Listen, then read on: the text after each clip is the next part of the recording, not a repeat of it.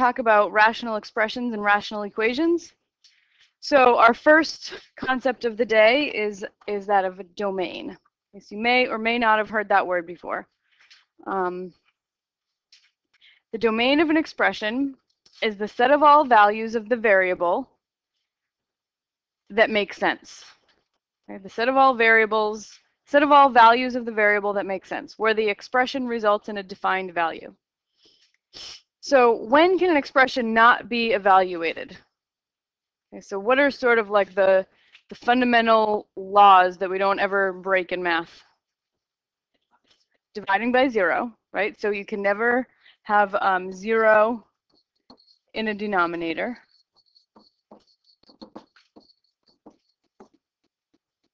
And there's another thing we can't do yet. Even root of a negative number. Yep.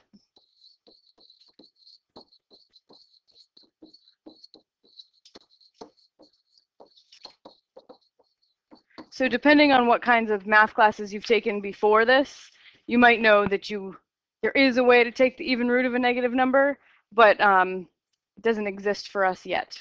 Okay, so right now, there are two things that we can never do when we're evaluating an expression. You want to make sure you don't ever put a 0 in a denominator, and you don't ever put a negative number under a square root. So this is just a handy little table that you can refer back to when you're doing domains. And it looks a little complicated. Once we do a few examples, I think it'll be pretty clear. So here's a few examples for domain that involve rational expressions, fractions. So the domain of each expression, generally you can plug in any value you want into an expression as long as you don't make 0 in a denominator or put a negative under a square root. So what values of x am I allowed to plug in here for a? Go ahead.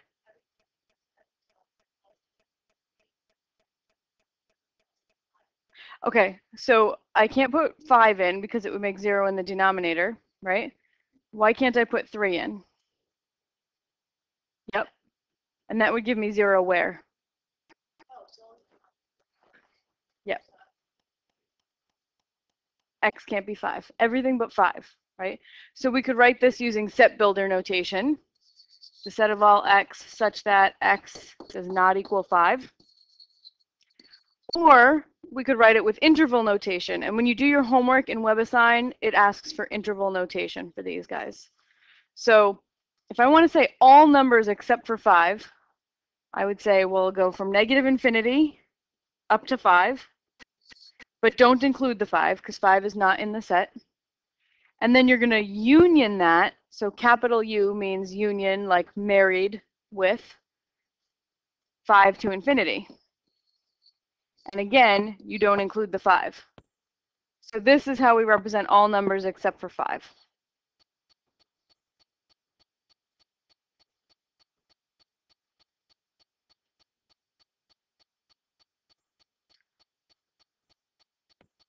So for b, what values of x am I allowed to plug into that expression?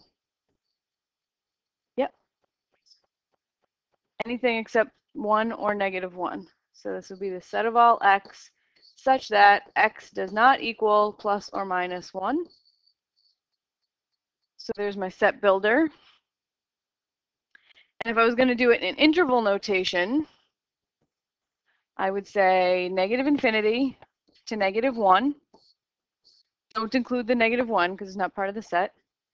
Union that with -1 to 1. Don't include either endpoint. And then union that with 1 to infinity. So do you see that that represents all the numbers except for -1 and 1? We go -infinity to -1, and then you'd like jump over -1. Then we have -1 to 1, and then jump over 1 and go 1 to infinity.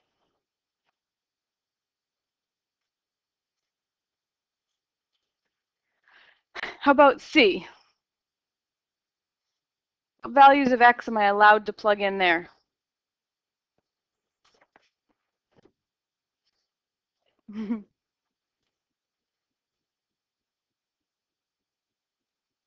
Are there any restrictions, things I have to be careful of? All real numbers, yeah, there's no fraction. I don't have to worry about getting a 0 in the denominator. There are no even roots, right? Those are exponents as opposed to roots. So this one's just all real numbers. So you can just write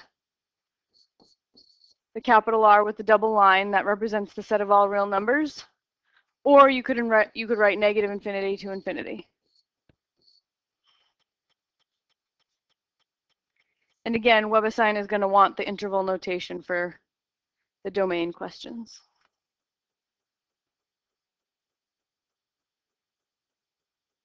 So how do you guys feel about that? Okay, any questions? Okay. So here's a couple more where now I'm throwing in some roots. Now I'm throwing in some square roots. So this first one, A, we have to remember we want to make sure we don't put a negative under that square root. So what values of x can I put in?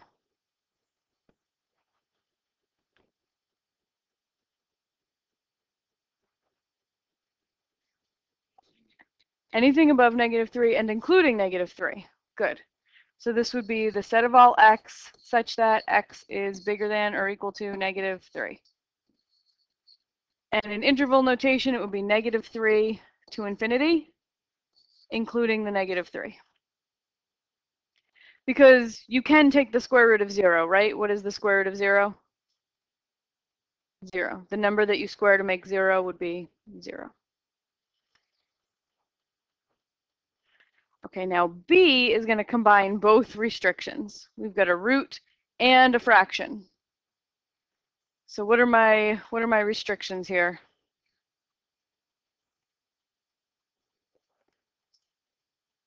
Cannot equal 5 and has to be bigger than or equal to 2, but not 5, right? So I would say the set of all x such that x is bigger than or equal to 2 and x does not equal 5. And if I wanted to do interval notation, I would say it's 2 to infinity, but I have to jump over the 5, right? Because I can't let x be 5. So if you draw a picture, sometimes that helps. So here's 2, 3, 4, 5. So I'm including the 2, and I want to go 2 to infinity, but I have to jump over the 5.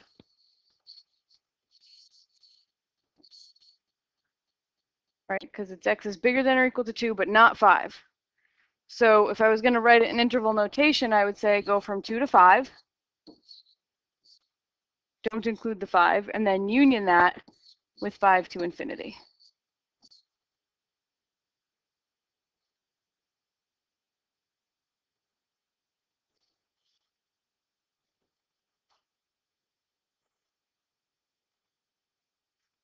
Yes. Yes. Is there a problem with having a 0 in a numerator? Right. Yeah, you can take the square root of 0. That's okay. And you can have 0 in the numerator of a fraction, because 0 divided by anything is 0. Divided by anything except 0.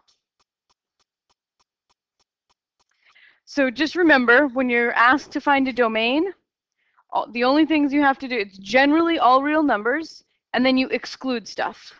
Okay, so we would say you exclude anything that would make a denominator 0, and you exclude anything that would put a negative under a square root.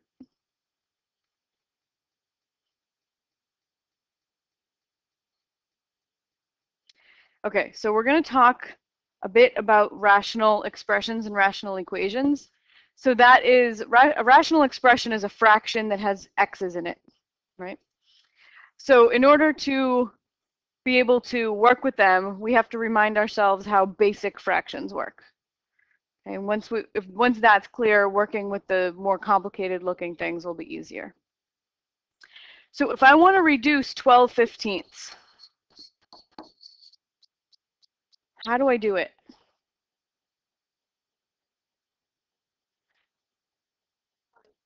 Common factor, yeah. There's only one fraction, so there can't be a common denominator.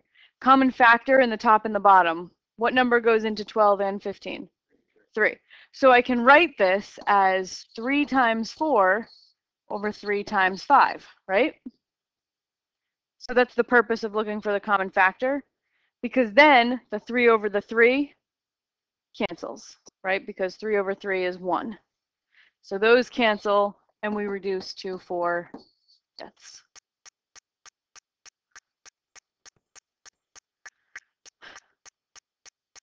And 3 over 3, when we cancel that and write 1, we say 3 over 3 is a foo-foo, which stands for fancy form of 1. Okay, so 3 over 3 is a fancy form of 1. We call it a foo-foo, and that's from a math teaching article.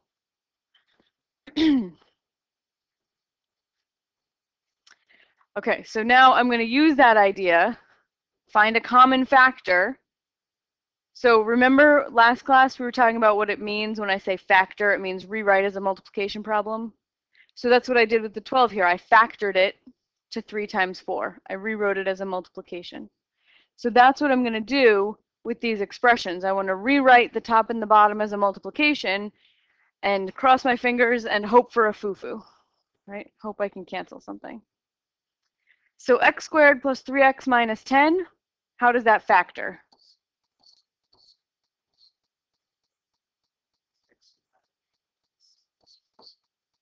X plus 5, x minus 2. Good. And then my denominator is going to factor to x plus 4, x minus 2. And I have a foo-foo. I have an x minus 2 on the top and an x minus 2 on the bottom. Those cancel. And so my expression reduces to just x plus 5 over x plus 4.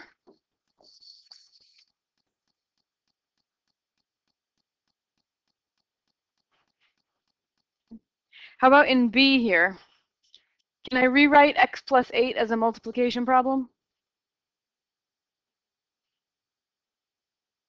Pretty much is reduced, right? Yeah. Yep. So why can't I do this?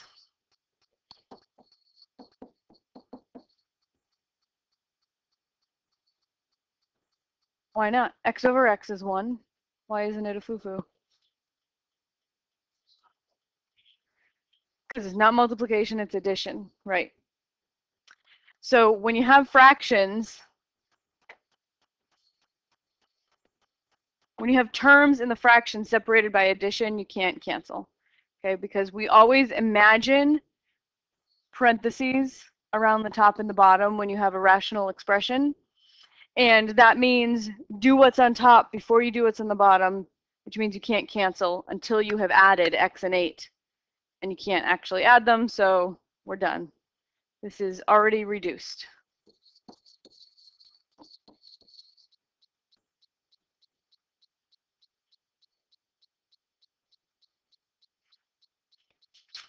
All right, so the way we perform operations on rational expressions is the same way we perform operations on fractions when they're just numbers. So does anybody remember a rule for dividing fractions?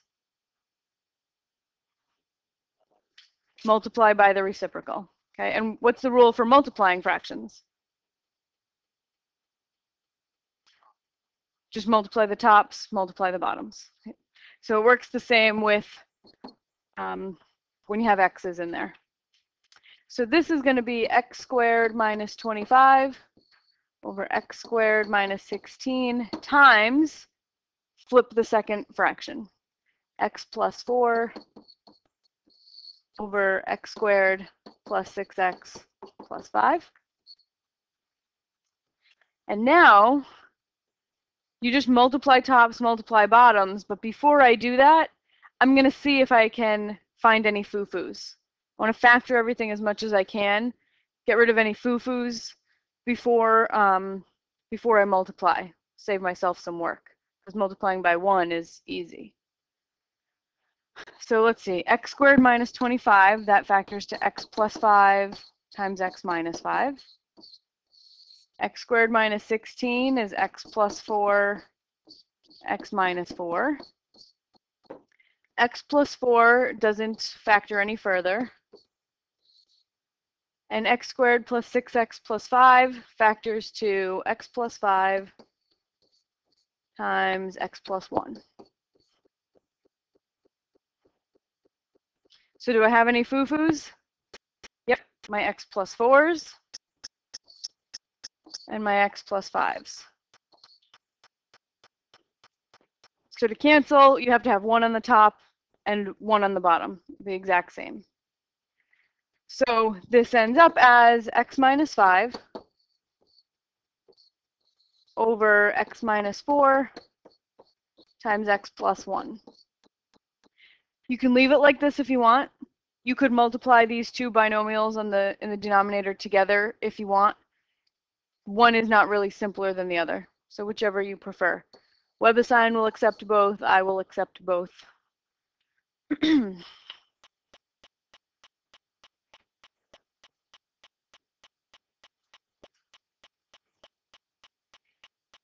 Now for adding and subtracting, what's the general rule? Back when you were in elementary school learning how to add and subtract fractions, what's the rule? To have the same denominator, right? They have to have the same denominator. And the way we figure out a common denominator was by, anybody remember? A factor tree, yeah, or a prime factorization. So you factor the number into its prime factors. So that's what we're going to do here. We're going to factor each denominator into its prime binomials. So I'm going to factor each denominator. So I have x over minus 2 over. Okay, so x squared plus x minus 2. Let's see. So I need two numbers that multiply to -2 and add to 1. What do you think?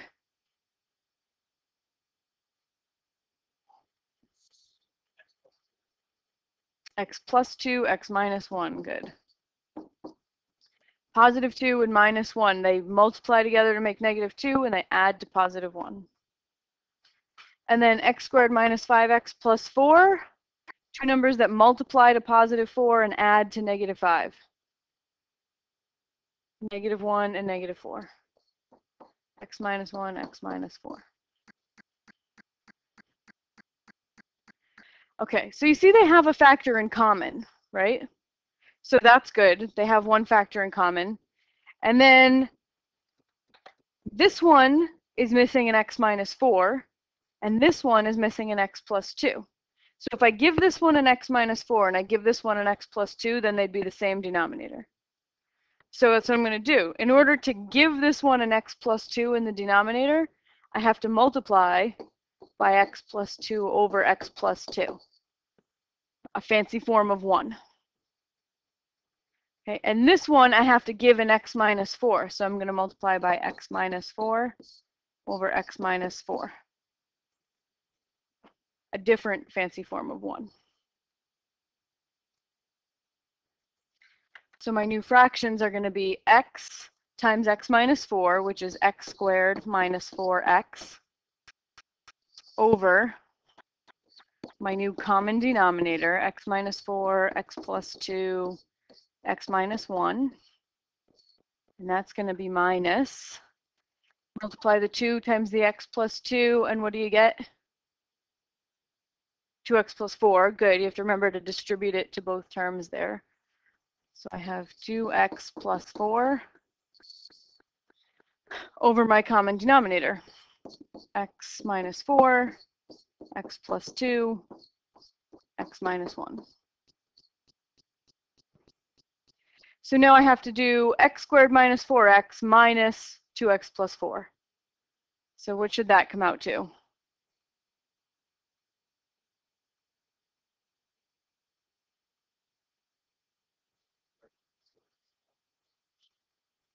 Close, close. So I'm going to have x squared, right? Then I have negative 4x minus 2x, which comes out to minus 6x, and then I have minus 4, right? Because I have to distribute that negative. All over my common denominator, x minus 4, x plus 2, x minus 1. And at this point, I might wonder if my numerator factors, and maybe I'll have a fancy form of 1. Does it?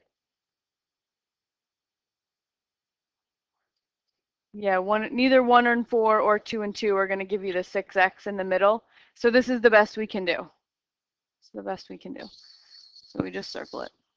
Again, if you really wanted to, you could multiply out those factors in the denominator, but you don't have to. Especially when there's 3 of them.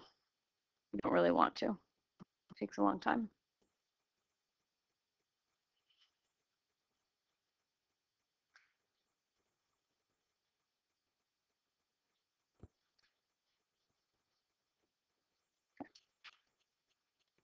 Okay, so now now that we've reviewed fractions in general and how to deal with fractions that have variables in them, we're going to solve equations that have fractions and variables in them. So the idea behind solving an equation with a fraction in it is that we want to get rid of all the evil denominators, right? I would much prefer to solve an equation that has no fractions. Okay, so we're going to get rid of them by multiplying both sides, every single term on both sides, by the least common denominator. Okay? Or any common denominator will do, but the least common denominator is going to be easiest. So here's my first example. I have 1 plus 1 over x equals x. This is actually a really famous equation. The solution to it is it's called the golden ratio. It's a really famous number. Christy could probably tell you about it, right? So when I look at this equation, I think 1 is nice. That's a nice, easy number. I can deal with that. X is nice. No fractions there. But I have this fraction, 1 over x. I really hate it. I really wish it wasn't there because I don't really like fractions. So I want to get rid of it. I'm going to say I don't want that to be a fraction anymore. So to get rid of it, to make it not be a fraction, I'm going to multiply it by x. Because 1 over x times x, the x's will cancel, and I just have 1, nice pretty 1. So I'm going to multiply both sides of the equation by x. Right? Because that's my golden rule of solving equations. If you're going to do it to one side, you have to do it to the other side. So I'm going to multiply by x, and that's going to get rid of my denominator. So distribute your x here, and we have x times 1 is x. X times 1 over x is 1. And x times x is x squared.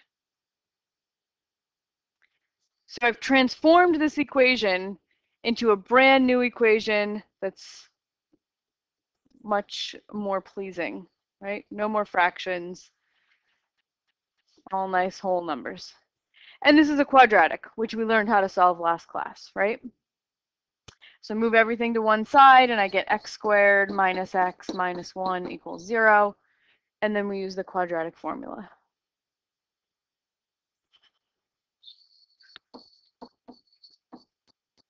And I'll let you finish that. Actually, why don't you finish it right now for a little practice? All right, so what does it come out to? X equals 1 plus or minus the square root of 5 over 2. Great. And that number, 1 plus the square root of 5 over 2, is the golden ratio. See it everywhere in nature, architecture, art. I do a whole unit on it in a different class. So if you're interested, just Google golden ratio. Okay, so this next one has 2 evil denominators, x plus 1 and x minus 4. So you can get rid of them both at the same time. I like to do it one at a time just to make it a little clearer what I'm doing. So I look at this thing and I think, oh, fractions, let's just get rid of them before we do anything else. So if I have a 1 over x plus 1, to make that not a fraction, I can just multiply by x plus 1. The denominators will, and then they'll cancel. So I'm going to multiply both sides of the equation by x plus 1.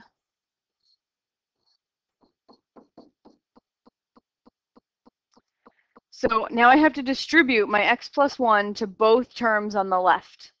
So I have x plus 1 times 1 over x plus 1. What's that going to be? 1.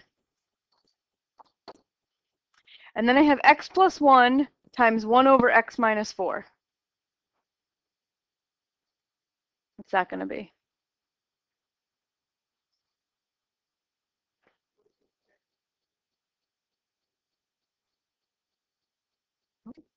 So this is like x plus 1 over 1, right?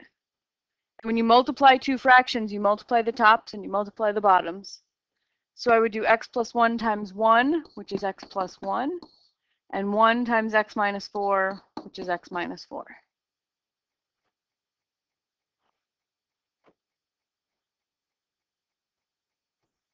So I have distributing this to both terms here. And then on the right, I have x over x plus 1 times x minus 4 times x plus 1. I've got a foo-foo, right? I have an x plus 1 on the top and an x plus 1 on the bottom. Those cancel. And I'm just left with x over x minus 4.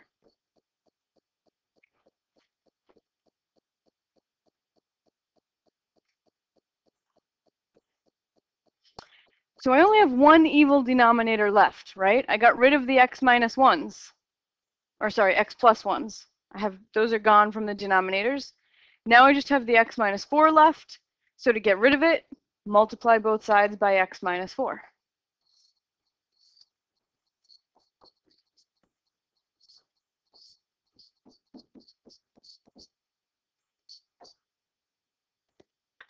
So what is x minus 4 times 1? X minus 4. And x minus 4 over 1 times x plus 1 over x minus 4. X plus 1. The x minus 4s are going to cancel. So I just have an x plus 1. And on the right, again, the x minus 4s cancel. So you just have x. So that worked out nicely. Now I have a simple linear equation, right? Something that we learned how to solve at least a couple of semesters ago. Combine like terms, so I'm going to have 2x minus 3 equals x. Subtract x from both sides, add 3 to both sides, we get x equals 3.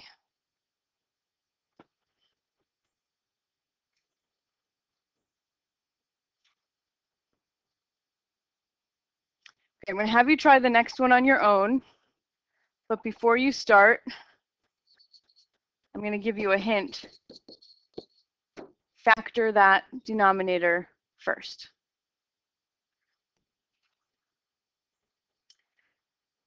So I said hint, factor that denominator first. So we have 1 over x plus 1 over x times x minus 1 equals 5. And I wrote it as 5 over 1 just to keep clear whether we're in a numerator or a denominator. So my denominators are x. I have another x and an x minus 1. Terms in my denominator, x, x, and x minus 1. I've got two x's, so let's try to kick them out first. They're like the biggest annoyance, right? So let's try to kick out the x's. To get rid of the x's in the denominators, we just have to multiply both sides by x. Okay, so x over 1 times 1 over x, 1. And then x over 1 times 1 over x times x minus 1. Since I'm multiplying these guys, right, I have a foo-foo. I have an x in the top and an x in the bottom, so they cancel. Oops. And I'm going to end up with 1 over x minus 1. So this x canceled with this x when I multiplied. Everybody there? Okay. And on the right, I end up with 5x over 1. So I took care of both the x's in one step. I'm multiplying both sides by x. So now, to get rid of my x minus 1, my only annoying denominator that's left, multiply both sides by x minus 1.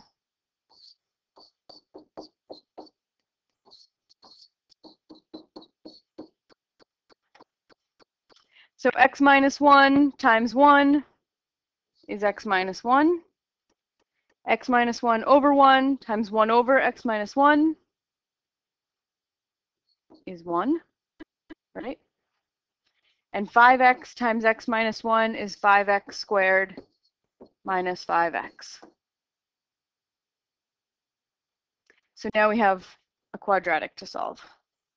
So minus 1 plus 1, those cancel. Subtract x from both sides, and I have 5x squared minus 6x equals 0. You could do the quadratic formula where a is 5, b is negative 6, and c is 0. Or you could factor out an x.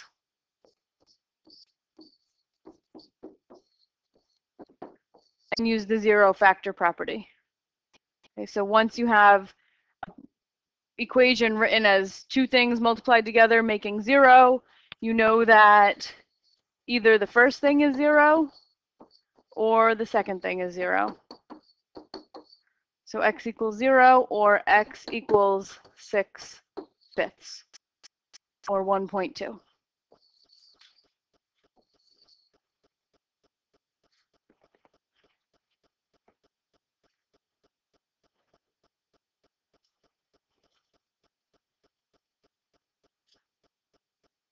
Any lingering questions on this one? Okay. So you have about 10 minutes left to work on this little activity.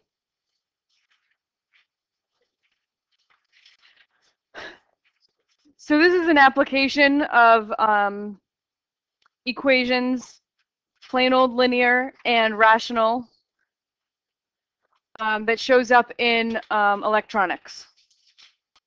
So it's not super important to understand like what a circuit is and know what these pictures mean. Just know that these are the important equations. Okay. So two resistors are to be installed in series, which means you're going to use this equation for the first problem. And the second problem, it says two resistors are going to be installed in parallel. That just means you're going to use this equation, even if you have no idea what those pictures mean and anything about circuits, right? So it just means which equation you're going to use. All right, so go ahead, jump in.